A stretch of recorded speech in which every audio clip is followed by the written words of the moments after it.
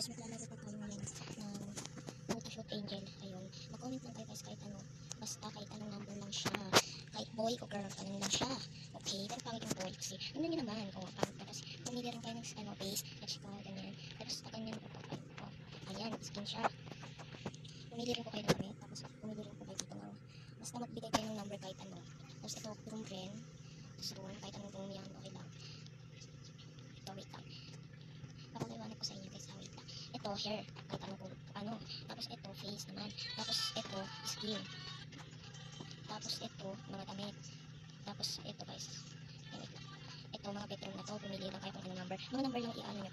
Mga, kailan? 1, 2, 3, 4, 5. Gusto ko dito kapag ako nito, wala kayong damit pa. Uy, tapos ito gusto ko, ito. Doon nga muna tayo sa kapatid namin yung outfit ko. Ganyan siya. Wait lang. Tapos, kaya ko. Ito. 1, 2, 3, 4, 5, 6, 7, 8, 9, and 10, 11, 12, 13, 14, 15, 16, 17, 18. 8 hanggang 8 lang kapapilian nyo guys. Tapos, ayan. Pumili naman ako. Tapos, ito. Yan. So, pipili na rin ako guys dito. Parang mas maganda to. Yan, kasi gusto ko to. Tapos, ito. Pipili na rin ako dito. Siguro, ito na lang siya mas maganda kasi. Tapos, ito guys. Final na to guys. Yung bedroom ba to? Ito na lang. Pag napak. Ayan, bye-bye. Mag-comment lang kayo dyan kahit anong number. Bye-bye. Bye-bye, bye-bye.